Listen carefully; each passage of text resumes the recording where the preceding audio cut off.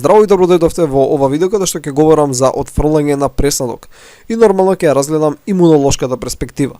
Али сепак постои таа медицинска, односно клиничка перспектива, каде што се разгледуваат најразличните биохемиски параметри или симптоми кои може да се појават на даден временски период, дали тоа ќе бидат часови, недели, месеци или години од кога ќе се изврши трансплантацијата на соодветниот орган. Нормално ова видео е некој вид продолжение на претходното видео каде што говоревме како имуниот систем ќе го препознае пресадокот. Океј, сега спрема времето потребно за отфрлање на даден пресадок, можеме да го поделиме отфрлањето во три категории. Значи хиперакутно, акутно и хронично. Хиперакутно, самото име ни кажува какво ќе биде многу брзо. Така значи хипер и акутно. Ваков вид на отфрлање на пресадок се јавува кога веќе има постоечки антитела против антигени од пресадокот. Сега ќе речете, зошто би имало голем титар на постоечки антитела против пресадокот?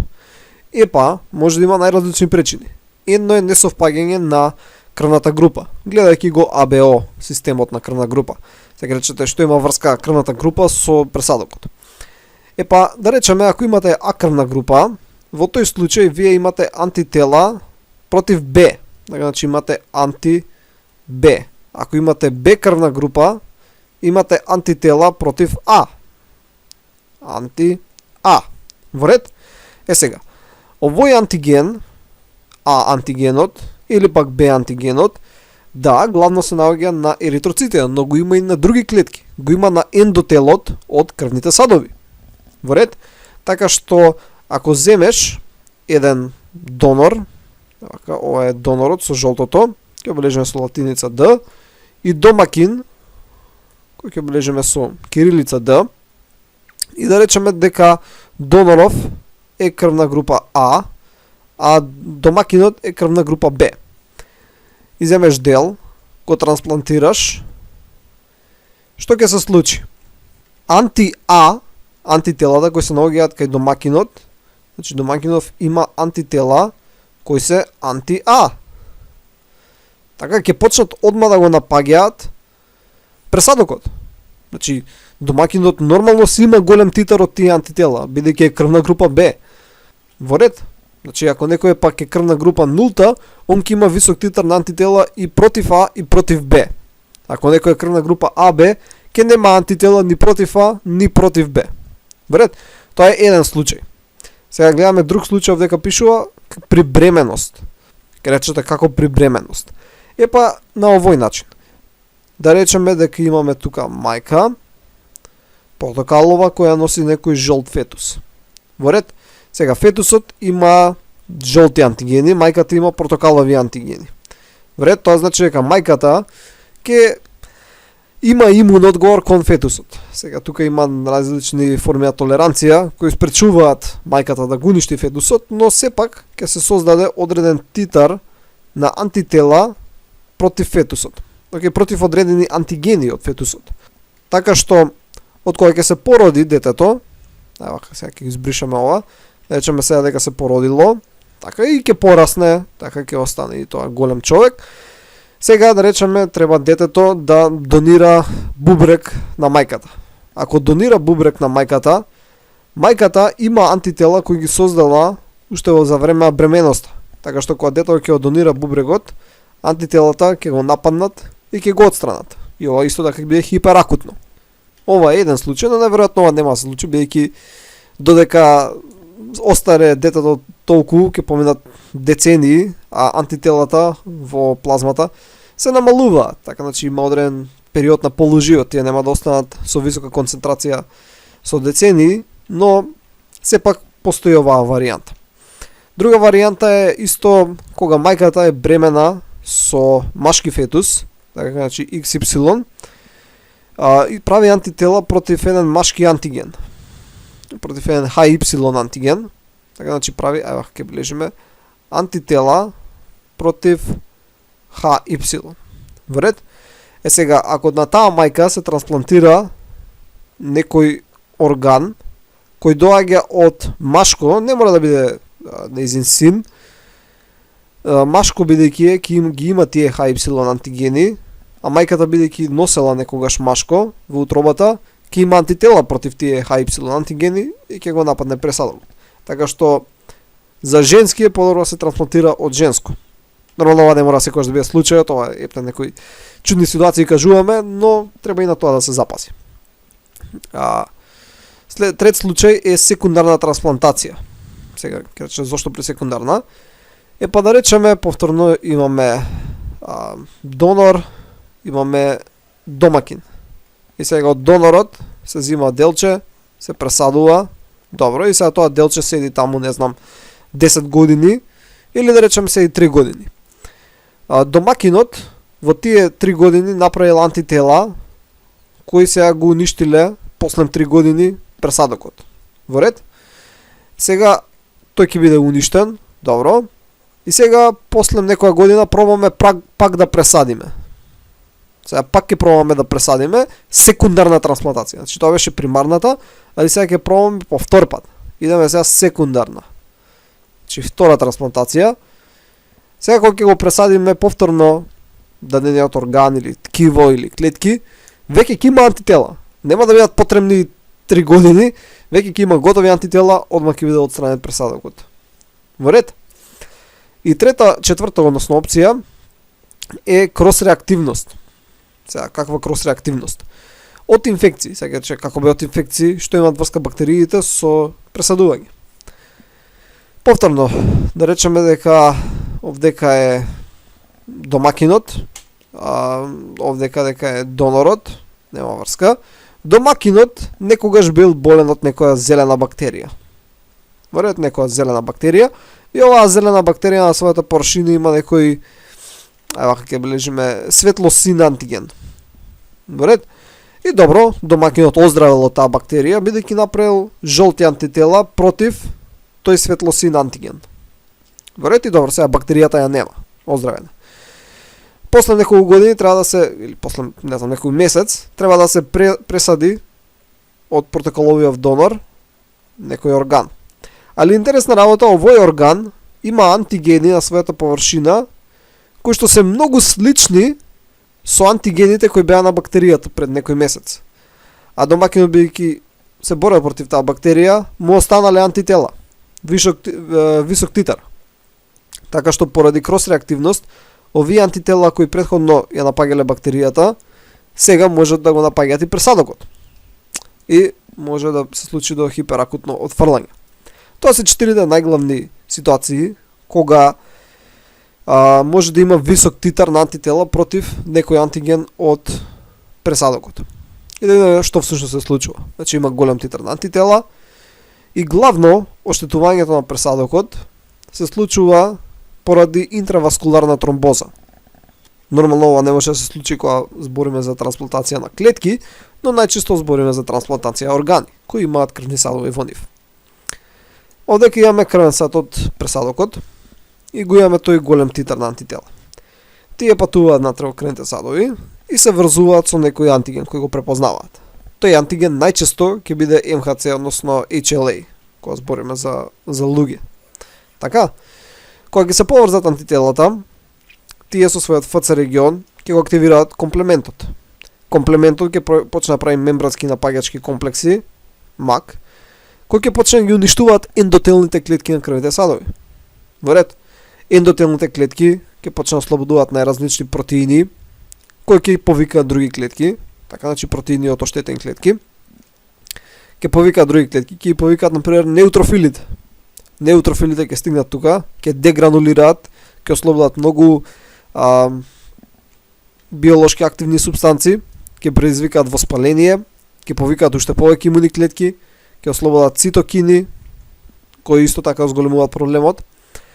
И со тек на време ќе настане големо оштетување, со црна боја, на крвните садови. Така, значи, кој го бришам, бидејќи е многу оштетен. Тоа оштетување и плюс дополнителните протеини кои се ослободени во средината, ќе започнат коагулациона каскада, така што тромбоцитите ќе се залепат едни со други, ќе адхерираат и ќе се создаде тромб. Во ред? И овој тромб сега врши оклузија, односно блокирање на дадениот крвен сад. Ова најчесто се случува во некои помали крвни садови на пресадокот. Таа оклузија доведува до исхемија на ткивото кое го храни тој крвен сад. И сега тој дел од органот, тоа делче ткиво, ќе изумре. Или пак нема да функционира оптимално. И ова се случува многу места во пресадокот, за многу краток временски период, и многу голем дел, односно голем процент од органот ќе подлежи на оваа исхемија, односно ќе изумре. Не мора целиот орган да изумре, но ако голем дел не функционира, целиот орган ќе пропадне. И цела оваа каскада започнува чим ќе се впостави крвна врска помеѓу домакинот и донорот, односно пресадокот од донорот. Така бидејќи, например, сега го ставаш бубрегот и тој не е одма поврзан со крвните садови на домакинот, ќе ги поврзат крвните садови, хирурзите, и ќе почне да се споделува крвта помеѓу двете, антителата од домакинот ќе навлезат и ќе започне овој проблем. И хиперакутно отфрлање главно се случува кај, кој што спомнавме, органи кои имаат васкуларни мрежи, и што е поголема васкуларност на органот, тоа е поголема штетата. Во ред, сега поваскуларни се бубрези, срце, така што тие најчесто може да подлежат на акво хиперакутно отфрлање. И ова отфрлање на орган може да се случи за неколку минути, дури до неколку часови. Многу брзо. Значи, таман завршил хирургот работа, го затворил пациентот, додека пациентот се разбути од анестезија, органот веќе е уништен. Треба пак да се отвора, да се вади. Но вакво отфрлање денеска скоро и да не се случува, бидејќи се пазат многу параметри, се следат, се бираат донори и домакини кои си совпаѓаат подобро, така да ова е генерално избегнато. Следно на листата е акутно отфрлање на пресадок, и ова е релативно брзо, но сепак поспоро од хиперакутно. Така. И времето потребно за акутно отфрлање е неколку дена до неколку недели од кога е извршена трансплантацијата. Се рече зашто баш толку време, бидејќи ова отфрлање на пресадок е главно посредувано од адаптивниот имун систем. А знаеме дека за ефективен адаптивен одговор потребно е околу недела дена. Да се активираат соодветните Т клетки, да пролиферираат, да се активираат Б клетки, да пролиферираат, да созреат, односно да имаме афинитетно зрење на антителата и така натаму и така натаму. И ова главно е тоа што го зговоревме во претходното видео. Значи имаме фаза сензибилизација, каде што домакинот го препознава пресадокот од донорот, дали тоа ќе биде директно, индиректно или семидиректно, ќе се активираат, ќе пролиферираат Б и Т клетки, тие со циркулацијата ќе го најдат патот до пресадокот и ќе почнат да го уништуваат пополека, ослободувајќи цитокини кои ќе зголемат воспаление, активирајќи клетки од вродениот имун систем, како макрофаги, неутрофили, кои ќе го оштетуваат понатаму исто така ткивото, ЦТЛ клетки кои ќе тераат некои клетки да одат во апоптоза и така натаму и така натаму, и се тоа доведува до оштетување. Овде ќе имаме повторно истото, само објаснато некако другачие. Имаме Т клетки, CD8 кои убиваат преку апоптоза паренхимски клетки, односно здраво ткиво. Имаме CD4, односно T-helper, кои лачат цитокини, кои зголемуваат воспаление, повикуваат клетки од вродениот имун систем, макрофаги, неутрофили, кои го оштетуваат ткивото и така натаму. Се активира комплементот кој прави мембрански апаѓачки комплекси, ги оштетува ендотелните клетки и се тоа доведува да после дадено време се отфрли дадениот пресаден орган. Сега во однос на акутно отфрлање имаме доста успешни терапии. Значи за хиперакутно немаме нешто многу успешно, но хиперакутно не ни се случува толку често бидејќи се пази на многу работи. Акутно се случува отфрлање, но имаме многу силни имуносупресивни терапии кои се даваат во големи дози, така што се спречува акутно отфрлање, па понатаму се менува дозата да биде некоја поодржлива за долги временски периоди. И за крај имаме хронично отфрлање. Како што ни кажува самото име, ова ќе трае многу долго. Значи може да биде месеци со години. И овдека отфрлањето не е толку постигнато од адаптивниот имун систем, мислам има улога, но има доста голема улога и вродениот имун систем. А и не е само имуниот систем, значи има и многу други фактори кои во текот на години го оштетуваат пресаденото ткиво. Така што со тек на време паренхимското, односно нормалното функционирачко ткиво на пресадокот преминува во фиброзно. Така значи ова трае долго време, но тоа значи дека постојано се повеќе и повеќе се намалува функцијата на дадениот орган, односно на дадениот пресадок.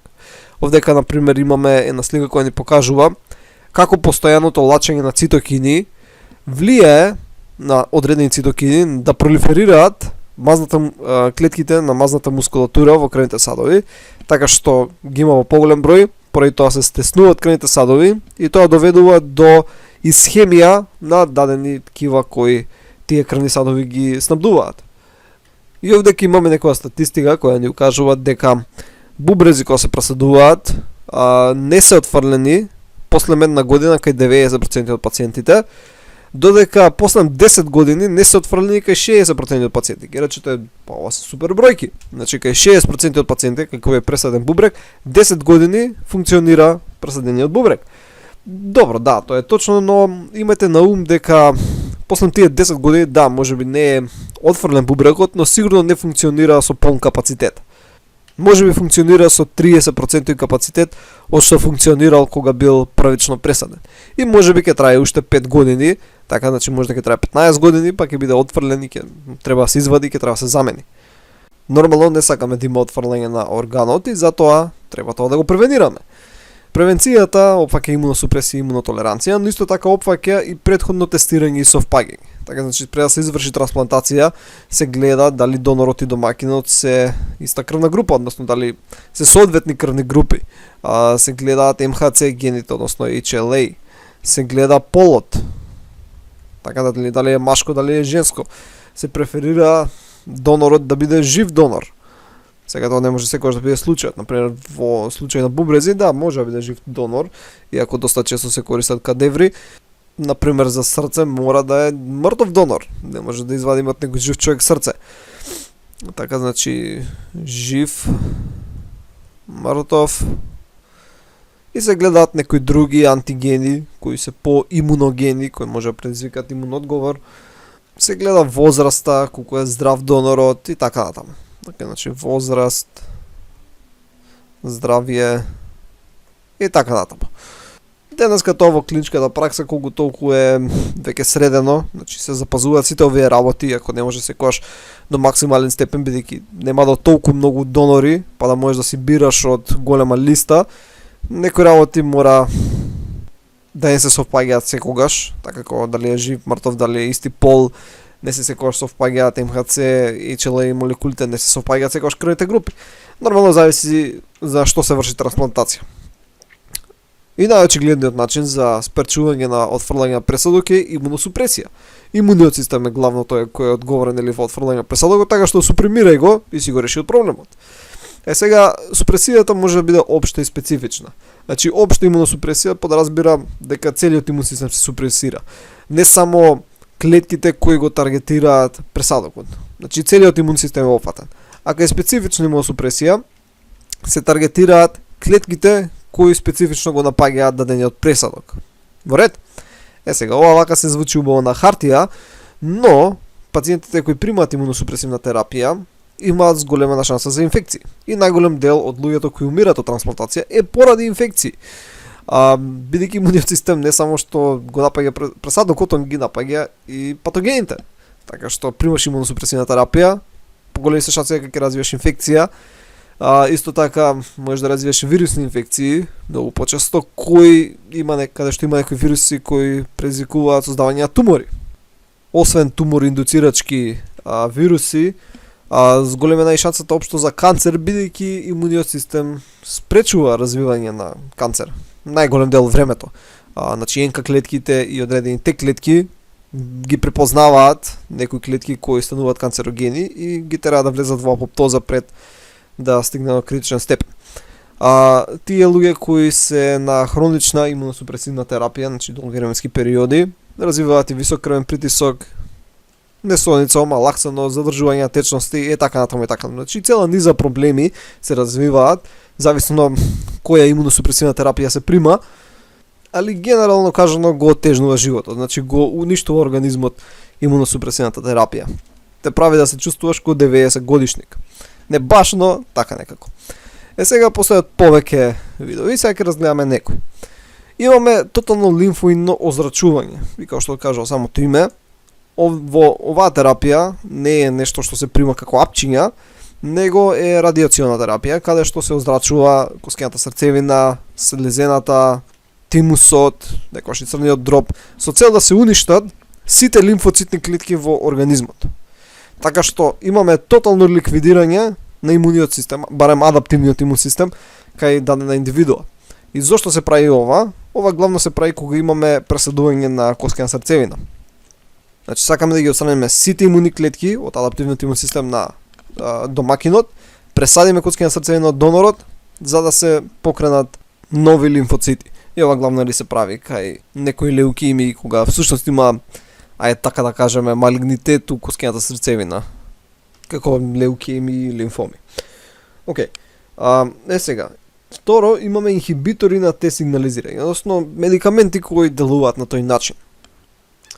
Едни од првите инхибитори на те клеточно сигнализирање се циклоспорин и такролимус или наречен ФК506. И овие две супстанции действуваат на сличен начин, првата е изолирана од габи, втората е изолирана од некој бактериум беше. Сега, циклоспорин се врзува со циклофилин, играат комплекс кој е циклоспорин-циклофилин. Тој комплекс инхибира калциум-калмодулин, активираната серин-треонин фосфатаза, наречена калцинеурин. Значи, овој комплекс го инхибира калцинеуринот.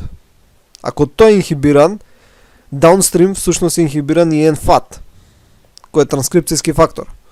Нуклеарен факторот на активирани те клетки. Значи, нуклеарен фактор на активирани те клетки.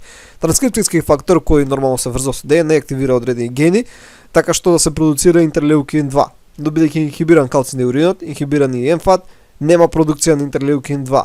Ако нема продукција на интерлеукин 2, не може да се активираат и пролиферираат те клетки. Во ред? Ова е еден препарат. Друг препарат е ФК506, односно такролимус, кој што действува на сличен начин. Значи ФК506 се врзува со ФК506 binding protein, односно ФКБП. И како таков комплекс, значи кога се врзат, се врзат, исто така влијаат на калцинеурин, тоа влијае на НФАТ, тоа влијае на интерлеукин 2, да има продукција на интерлеукин 2. Океј, релативно едноставно. Друг лек кој се користи е рапамицин. Интересно е дека рапамицин исто така се врзува со овој протеин со кој се врзуваше ФК, односно ФК врзувачки протеин, binding protein. Значи исто со него се врзува, али не влијае на калцинеурин, него влијае на mTOR.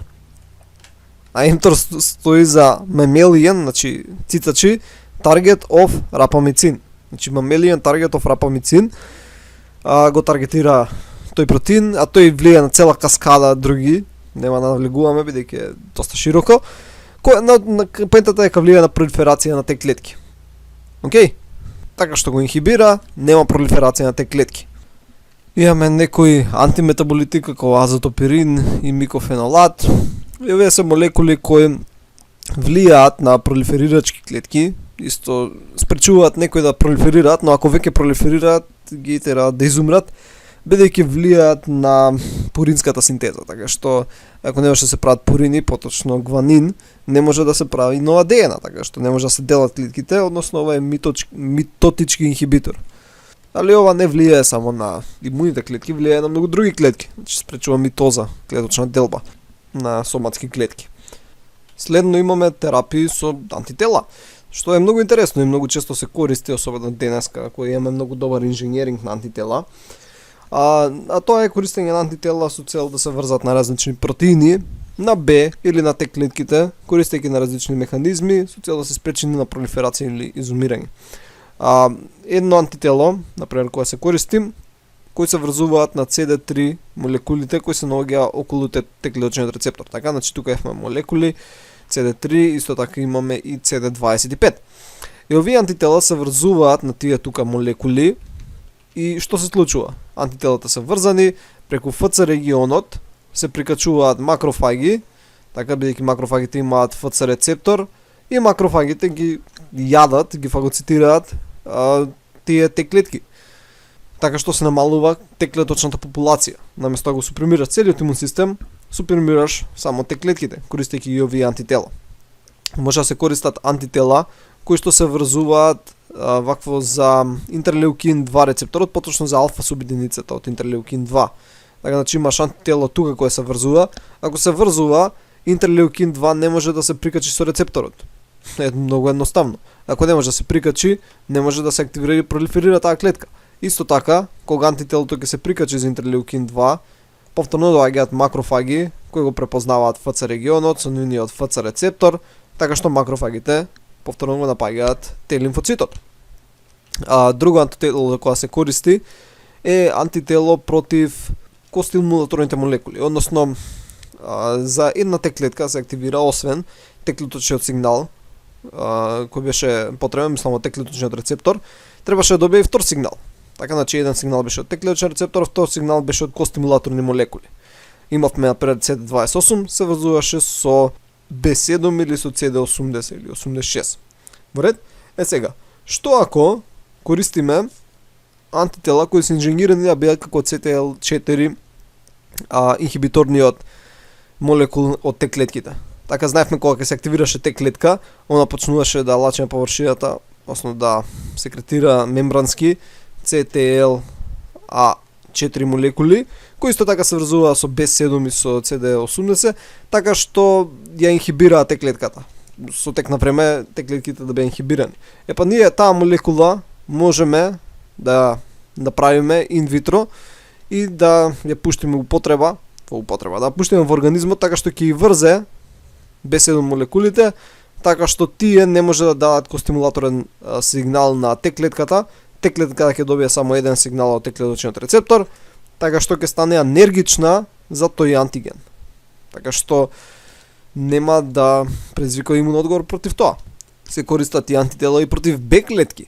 Значи против CD52 антигенот, исто така и против CD20. CD20 го има на активирани Б клетки и правиш антитело против тоа и се деплетира популацијата Б клетки. Тоа е многу познато антитело, Rituximab се нарекува.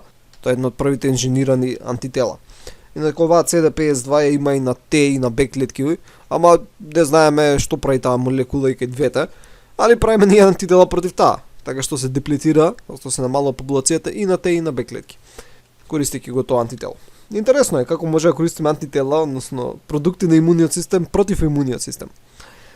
И за крај се антиинфламаторни лекови кои ги имате сигурно слушнато. Најчесто се користат кортикостероиди, кои што, како што самото име ни кажува, се стероиди кои доаѓаат од кортексот на надпобрежната жлезда.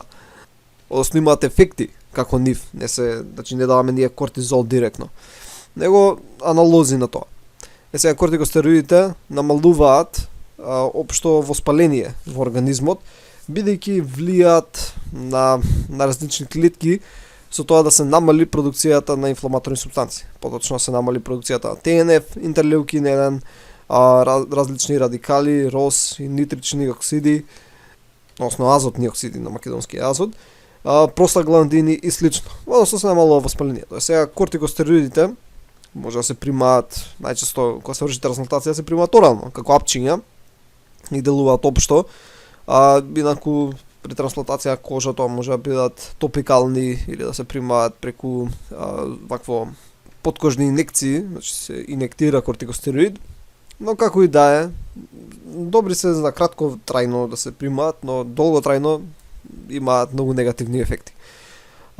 И се користат и нестероидни антиинфламаторни лекови, сигурно сте ги слушнале, сега слушнале барем кратенката, нестероидни антиинфламаторни лекови, односно drugs, кои што исто така намалуваат воспаление, но можеби на полги стази имаат помалку негативни ефекти.